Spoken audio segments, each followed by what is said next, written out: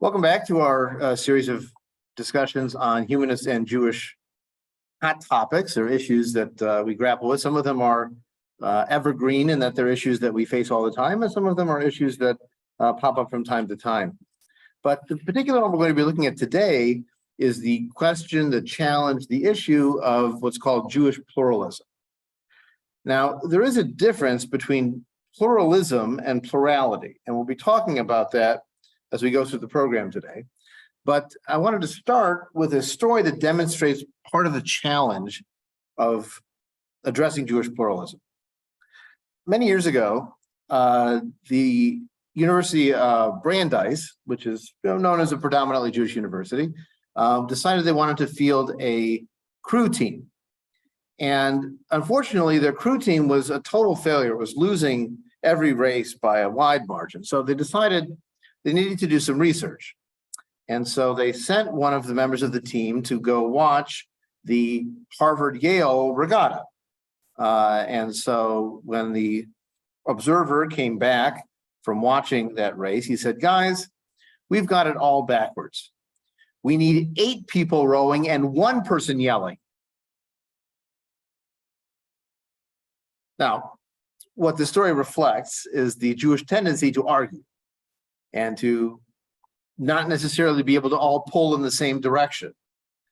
I mean, you have 1 person who's rowing in that team, but it's going to take many more people rowing in the same direction and fewer people yelling to have success.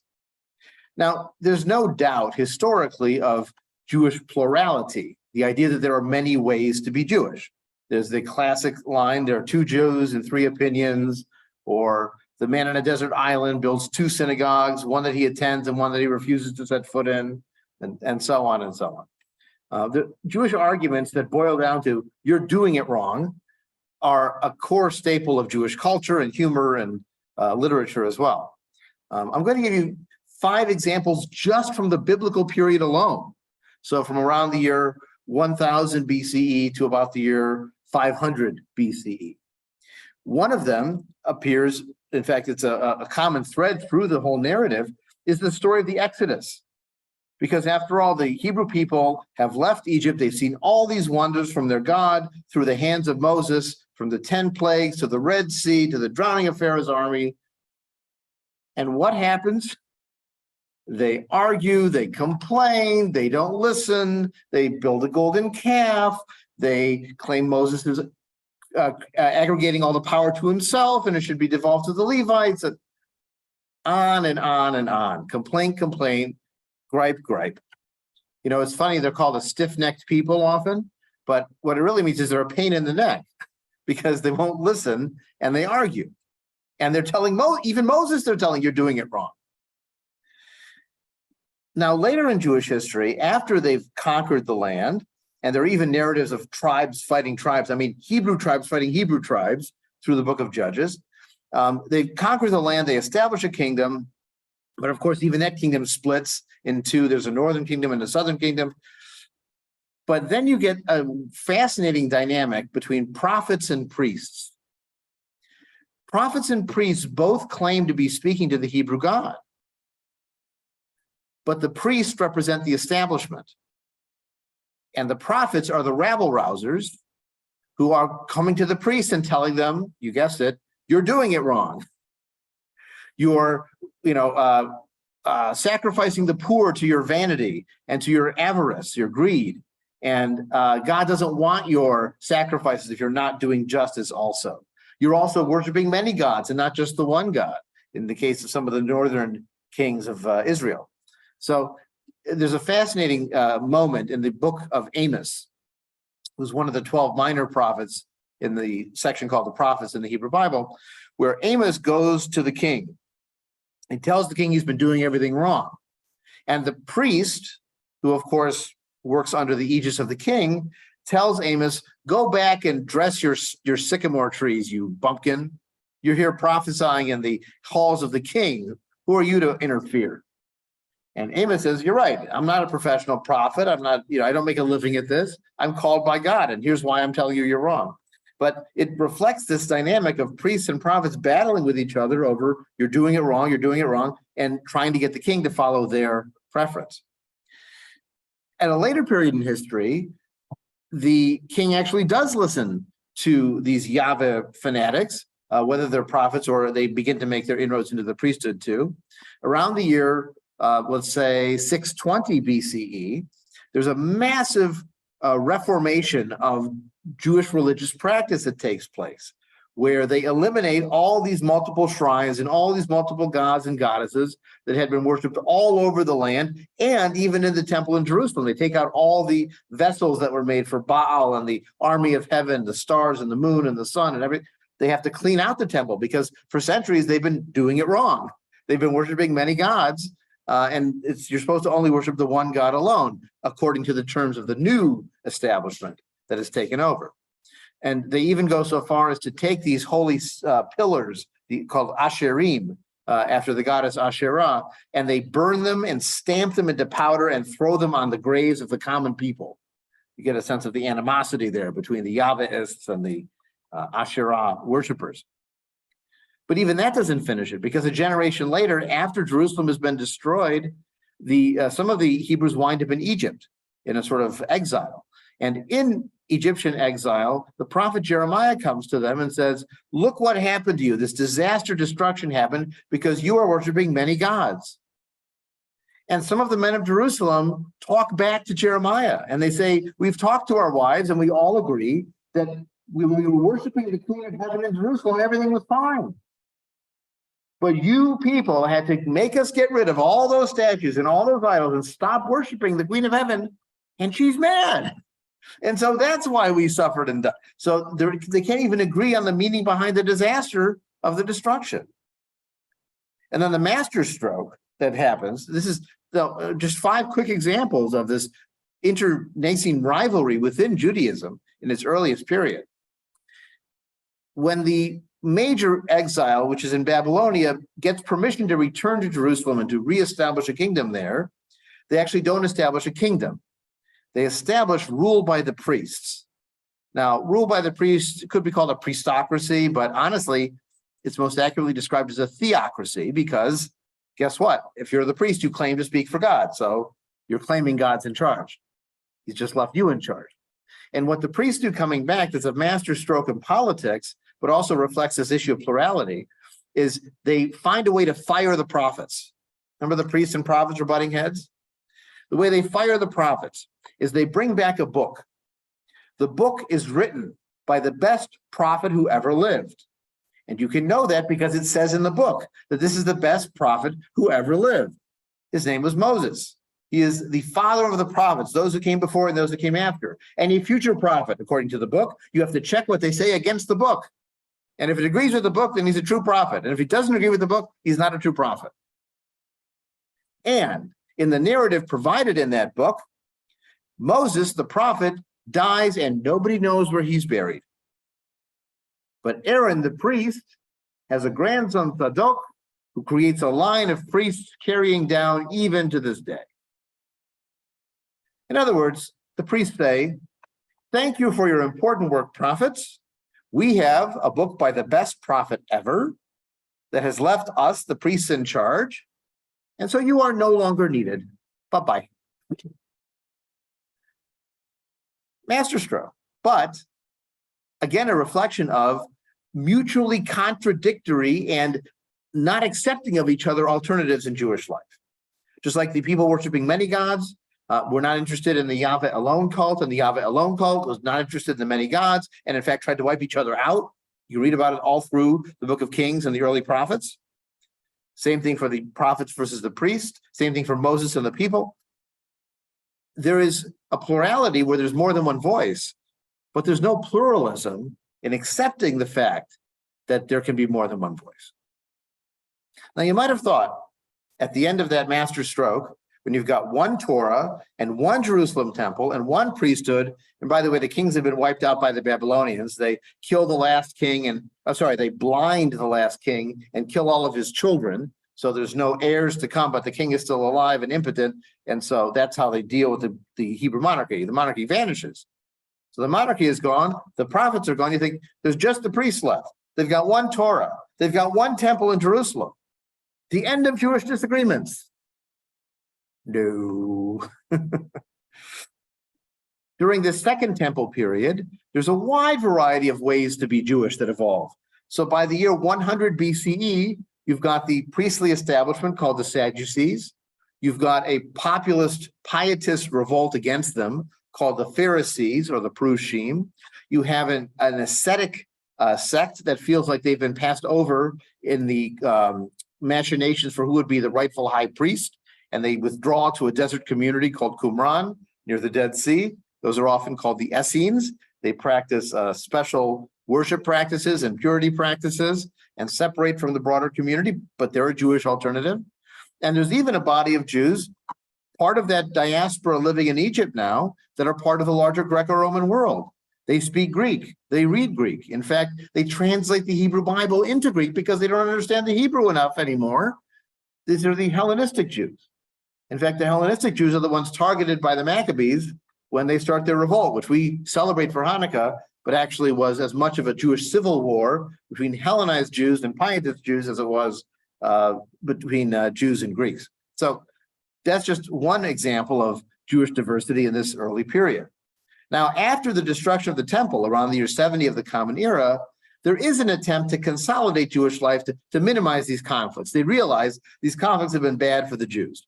And they see it again happen when there's a diaspora revolt in the 115 to 117 of the Common Era period. The Bar Kokhba revolt against the Romans in 132 to 135 is a total disaster. So they really decide we need to find a way to get along. And so what they try to do is they channel debate, argument, conflict within one framework called Rabbinic Judaism. So the earliest collection of rabbinic sayings is the Mishnah, which collects a variety of teachings from a variety of rabbis. And then the Talmud, which includes those original statements plus debate and commentary about them, includes explicitly defeated opinions. It talks about how to argue. It praises arguments even in a dead-end cause.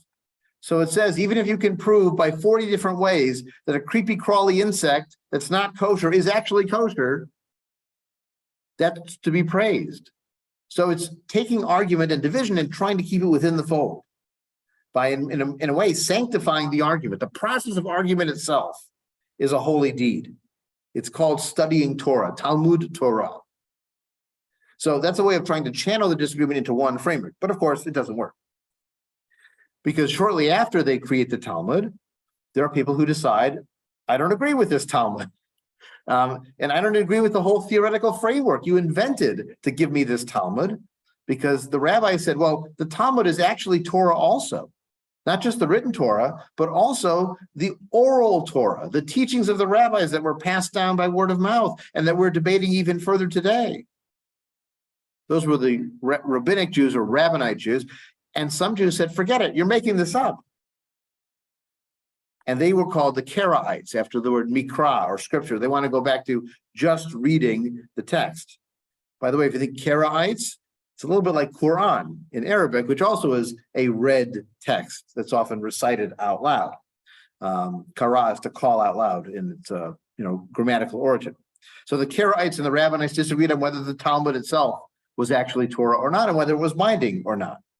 In the later Middle Ages, you have a very profound split between those Jews who were attracted to neo-Hellenistic philosophy, like Maimonides, and those Jews who were attracted to neo-mystical thought under the Kabbalah, Jewish mysticism, and other varieties of mystical practice. And you also begin to get a divergence of Jewish cultures. Think about the difference between Ashkenazi and Sephardi Jews, or Mizrahi, Middle Eastern Jews. They differ on cultural practices, like which kind of foods are kosher for Passover or not. Sephardic Jews historically could eat rice and beans, where Ashkenazi Jews did not eat rice and beans during Passover. And even on the question of at what age can a young person first read from a Torah scroll? In the Ashkenazi world, they decided to eliminate the ability of a boy under 12, under 13 rather, of being able to read from the Torah. Therefore, the date of his bar mitzvah, when he could first actually read from the Torah in public at the synagogue, became a big event. In the Mizrahi Jewish world, on the other hand, young Jewish boys who could read were able to read even if they were under 13. They were not prohibited from reading. And so the bar mitzvah became not as big of a deal as it was in the Ashkenazi world. So we think of bar mitzvah as a universal practice, and everybody had an ice sculpture all through Jewish history, and a DJ. And no, these are things that evolved over time, and they evolved differently in different parts of the Jewish world. Now we come to the dawn of modernity, maybe with the threats of new ideas that Jewish life will coalesce into what? No, doesn't happen again. You have those who are open to these new ideas, the maskilim, the enlighteners. You have the pietists who want to go back into a simpler faith, following a charismatic leader they call a Rebbe. These are the Hasidim. We know of them even today, the Hasidic Jews.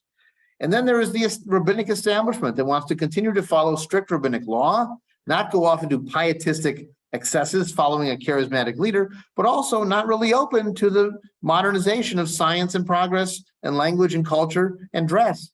These are called the misnagdim, the ultra-Orthodox of the non-Hasidic variety. Fast forward another couple centuries, and you get the opportunities of emancipation. The Jews are able to become citizens of their surrounding societies. They're able to integrate in the surrounding cultures. Do they all make the same choices? No. Even those who are open to integrating disagree about how much to integrate. So those who become called the Reform movement decide that Judaism needs a lot of changes, and we want to acculturate to the surrounding community. We want to translate our prayer book into German, a language that we understand now, and more so than Hebrew for that matter. We want to have a decorous service with people sitting in rows. We want to have a modern service with a pipe organ and a mixed gender choir. And then there are those Jews who say, okay, we can change some things, but that's too much. When you think about the conservative movement in Jewish life, it's actually radical compared to Orthodoxy. They have women rabbis, they now have gay rabbis, they have translated the prayer book, they've made changes, they allow people to drive on Shabbat. Like, it's a big change from Orthodoxy, but they're conservative compared to Reform, because they were a reaction against the Reform movement. They said, you've gone too far. So they were open to change. They were integrationists. They wore modern clothing, they shaved their faces, they spoke German language, but they didn't want to change as much, as fast as the Reform movement. And there was even a movement dating back to the 1840s of what's now called modern Orthodoxy, where you can wear modern clothes, but no bending on the driving, no bending on the women singing, no bending on the major flag issues. So on one hand, you have these varieties of integrationists, all of whom think the other ones are totally wrong.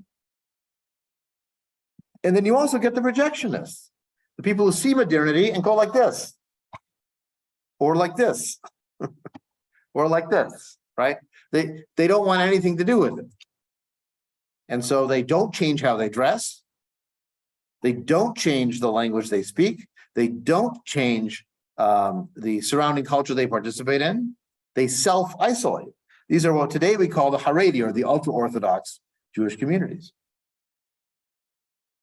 And even within the largely secularized integrationists, because after about another century of this integration period, enough Jews become secularized that there's a secular variety of Jewish identities.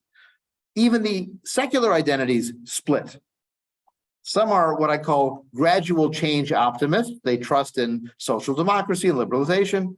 And others are radical change pessimists. They think that it's never the problems that Jews are facing are not going to be solved by one more neoliberal democratic politician. We instead need some kind of radical change now. And so it's either going to be a radical change economically, and that's Jewish socialism, or a radical change geographically, which is Zionism. That if we can't solve the Jewish problems in Europe or in the Middle East, then the only solution is to leave there and make our own territory. So it's a radical change. It's a pessimist with regard to modernity, but it's secular, just as the socialists wanted a radical change. They were a little more optimistic on being able to stay where they were and make changes there, but in the end, they also wanted radical change. And of course, the Zionists hate the socialists, and the socialists think the Zionists are utopian, and they all think the integrationist religious people are wrong because religion is the opiate of the masses. And all of those modernist people think the ultra-Orthodox are totally backwards and give us a bad name and make us look bad. And that's why they hate us.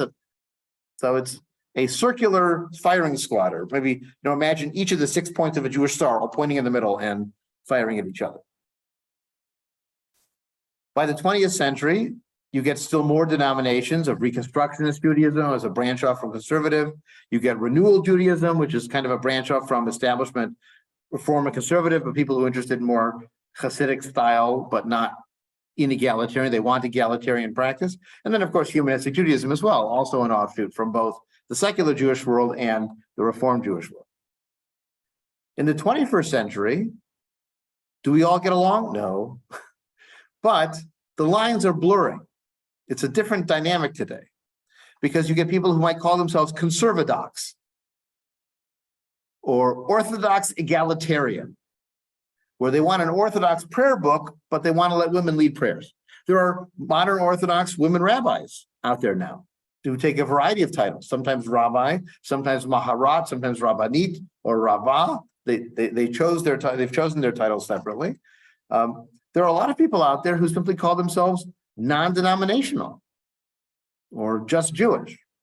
Or there's a new phenomenon in New York called the egalitarian minyan, which is sort of an eclectic, independent kind of phenomenon. But I had a friend who was doing this 15 years ago in the San Francisco Bay Area too. The same kind of egalitarian style, creative minyan, not in an institution. You see, one of the reasons why they can become non-denominational and blur the lines is because fewer and fewer people are members of established synagogues. To have a synagogue, it helps to have a rabbinical leadership that has training, to have a movement to provide published materials and resources and prayer books. But if you're doing it on your own and you're doing it in a digital age, who needs a synagogue? So fewer and fewer people are members of synagogues, and that allows them to make an eclectic Judaism of their own. I'm interested in listening to the sermon by that humanistic rabbi in the congregation outside of Chicago this week. And next week, maybe I'll listen to Rabbi Sharon Brous from Ikar congregation in Los Angeles, which she comes from conservative Judaism, but is part of this post-denominational swing. And then maybe the next week I'll listen to a rabbi from Seattle, and the next week I'll listen to the big main establishment Reform congregation, Temple Emmanuel in New York City, that has been live casting its services for years. I'm going to listen to 5 different podcasts and read a novel. And who needs a synagogue? Who needs to fit in the little box called my denomination? Now, the plus of that system is that if I'm making personal choices, then it's really odd for me to say, well, your choices are wrong. I'm going to choose this A, B, C, and D from all these different columns, but what you're choosing is wrong. That doesn't make a lot of sense. Once you're able to make your own choices and create your own eclectic Judaism, then other people are able to do that too. And what I found in making the shift from plurality to pluralism is that in the 21st century, you very often will find that lay Jews are much more accepting of diversity of practice and individual belief and even different denominations than professional Jews. So in the early 1990s, I was on a teen youth board in the Metro Detroit area. And I grew up in a humanistic Jewish congregation, and I was a little bit leery about how well we'd be received at this, mainstream establishment, Jewish Federation sponsored youth board. But I was fully welcomed to participate in it. And one of the organizers of it, one of the parents of the youth that were involved, said something that really stuck with me. She said, from my point of view, there are Jews who take being Jewish seriously and Jews that don't take it seriously. And however you take it seriously, whatever avenue works for you, great. But I'm glad that you're someone who takes it seriously. And I found it very affirming that it was not saying you're doing it wrong if you don't keep kosher, if you don't do this, if you don't, doesn't matter. You take it seriously, that's fine. So this is the lay world that's out there. They're much more open to you belong here and I belong there, and what's the big deal?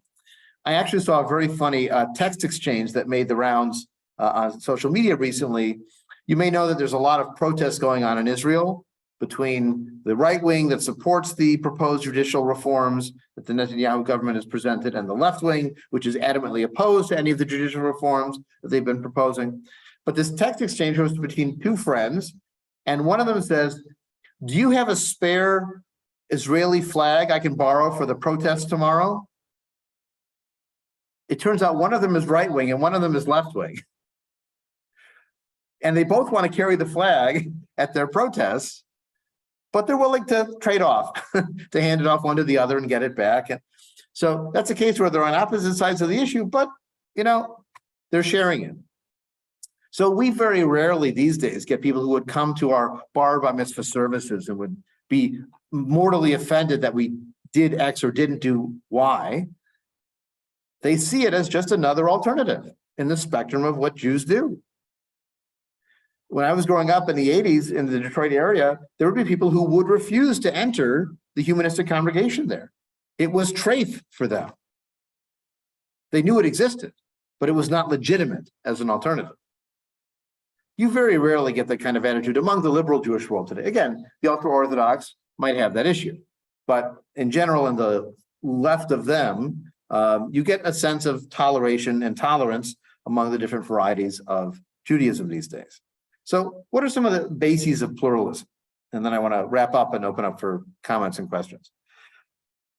One basis of pluralism is that you believe that there is a positive value to having many Jewish options, that Jewish diversity is a strength and not a weakness. Now, when you think about biological evolution, we know that species diversity is an advantage because different varieties can take advantage of different elements in the environment. Some are more adapted to certain conditions, and if conditions change, having a variety makes it much more successful. The famous example of the moths that were totally wiped out because the white moths were easily visible against the soot that was being produced by coal-burning chimneys, but the dark moths survived. The white moths might have been fine earlier, they could have been not visible against the sun to the birds that would have been their prey, but with black soot everywhere, the white moths were dead meat. So having a variety of Jewish options is a good thing for survival advantage, but also because the more options there are of how to be Jewish, the more way you might find something that's meaningful to you. People sometimes talk about Jews as denominations, where you have, Orthodox is the most, conservative is a little bit less, reform is less, and all the way down as if it's like a descending order of validity and seriousness. But in actuality, if you think of it as streams running from a common source, or even flavors, because who's going to argue about which tastes better to you? You will get people that will argue that a blueberry bagel is not really a bagel. That there were 3 flavors or 4 flavors of bagel. There was egg, salt, plain, onion, that's it. But nowadays there's blueberry and Asiago cheese and chocolate chip, and you will get people arguing that's not really a bagel. Well, the same is true for Judaism. They might say that's not really a Judaism, but most people will say if there's more varieties of bagel/Judaism, there's more ways for people to connect to a Judaism that's meaningful to them. And maybe more than one that's meaningful to them. Maybe they don't have to pick one label for who they are at all times in all places. A second principle of pluralism is that you believe that there's an equal validity to what other people choose to do. Their own practice and meaning, what works for them, doesn't have to work for you. And it can be equally meaningful and valid. So much so, and this is sort of where the rubber hits the road, if a person goes to a particular congregation and describes who they are and how they connect to being Jewish, and it's just not a fit for that congregation should refer them to a place that's a better fit. So if somebody came to an Orthodox synagogue and said, I don't believe any of the prayer book, and I really think being Jewish is a culture more than a religion, and by the way, I married somebody who's not Jewish, should the Orthodox synagogue berate them? Well, that would be plurality, right?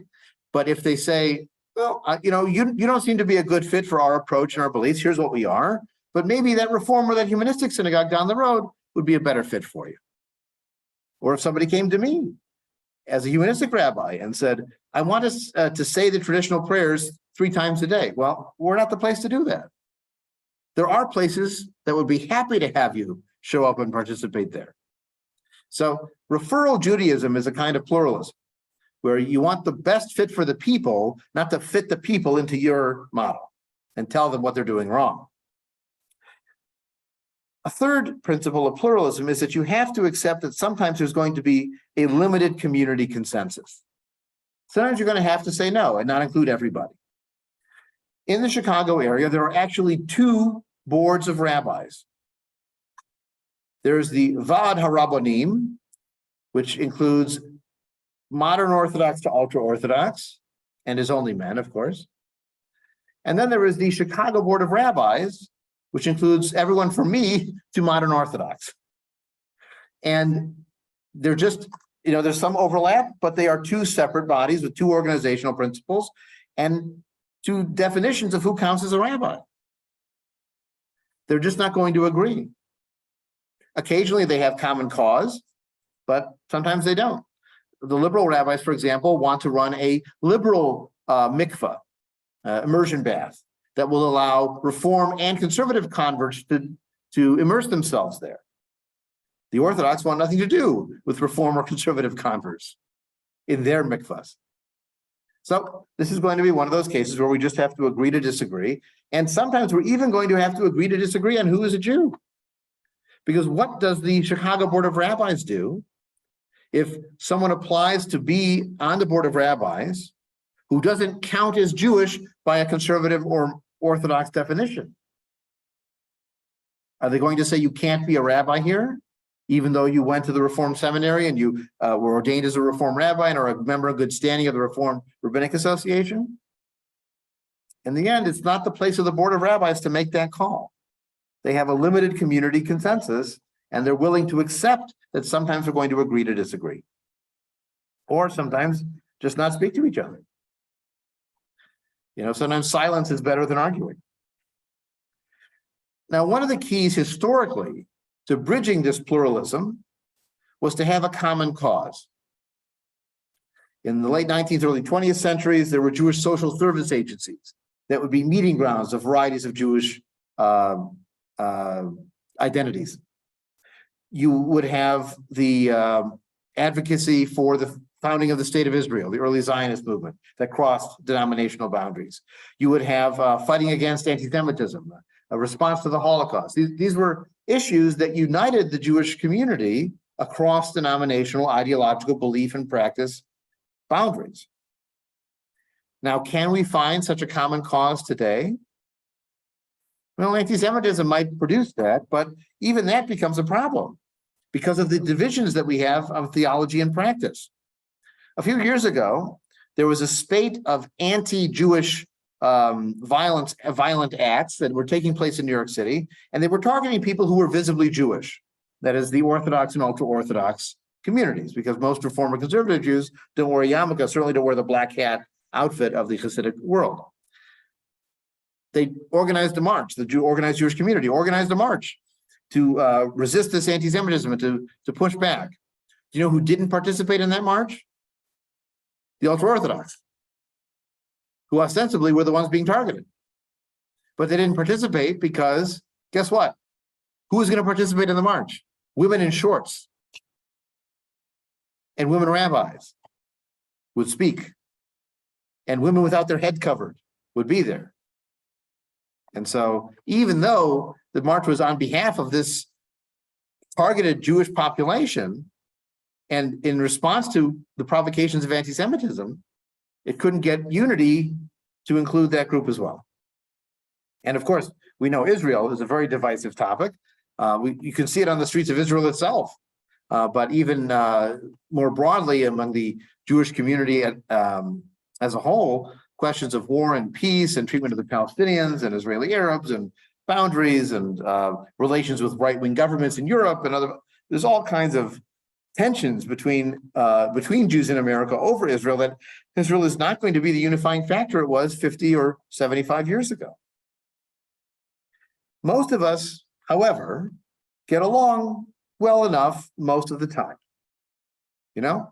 You go to your place and I go to my place. What's your rabbi like? I like my rabbi. If you were running an interesting concert or interesting program, maybe I'll go there.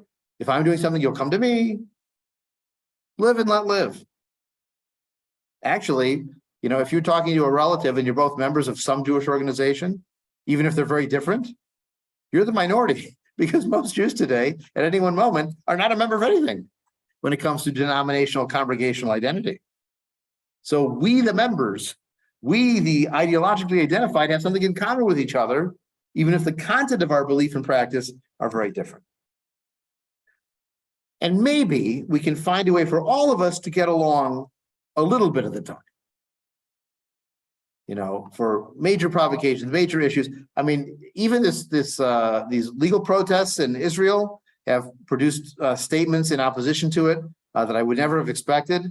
The riot or pogrom that took place with Jewish settlers attacking a Palestinian city in the West Bank produced condemnations from, again, right-wing religious organizations. I never would have expected to do something like that.